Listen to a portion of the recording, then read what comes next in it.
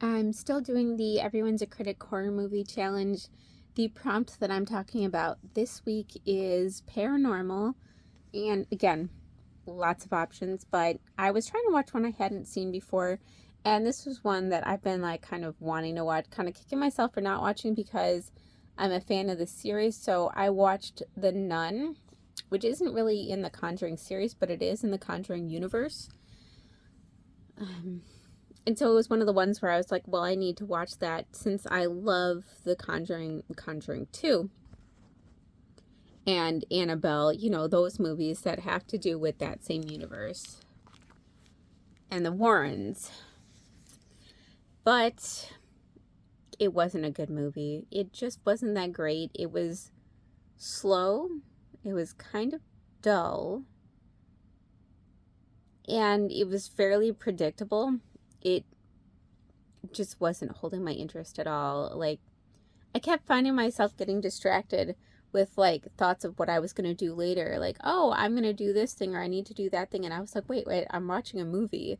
So I'm not even sure I picked up on everything. And this doesn't normally happen to me with movies. I have pretty good focus for things. I love to read. I can sit for hours and read usually, unless I have a ton of anxiety or something's going on, that's distracting me. But for whatever reason, I just could not maintain focus with The Nun.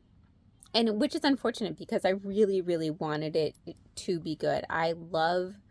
Like I said, I love Conjuring Universe. I love this kind of story. I love the paranormal, haunting, possession kind of stuff.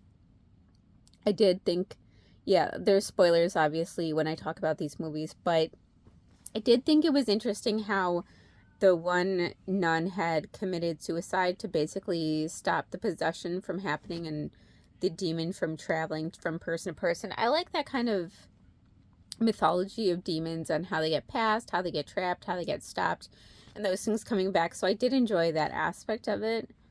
And I thought it was interesting that she killed herself because that takes a lot of bravery because demon possession is kind of an unknown, but death is kind of a certainty. It's like a absolute.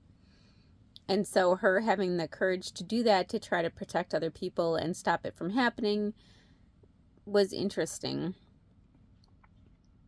But like I said, other than that, there really wasn't much noteworthy, I think, to talk about here because I was distracted, and if I hadn't been distracted, I don't know if there was something I missed. But I tried. I kept trying to refocus myself, and I just wasn't clicking for me. It just was not coming together in a way that made me like keep my focus and attention on it. So I wouldn't necessarily recommend it. It wasn't terrible. It wasn't something where it's like, don't ever watch this movie. It was just, don't go in expecting much from it. If you like the universe and the Conjuring universe, I guess it's worth watching. I want to watch the second one now just to see because it being not very noteworthy or kind of lackluster wasn't enough to turn me off from the series or try the second one. But I guess I'm not going in with very high expectations either. So that's my prompt for paranormal.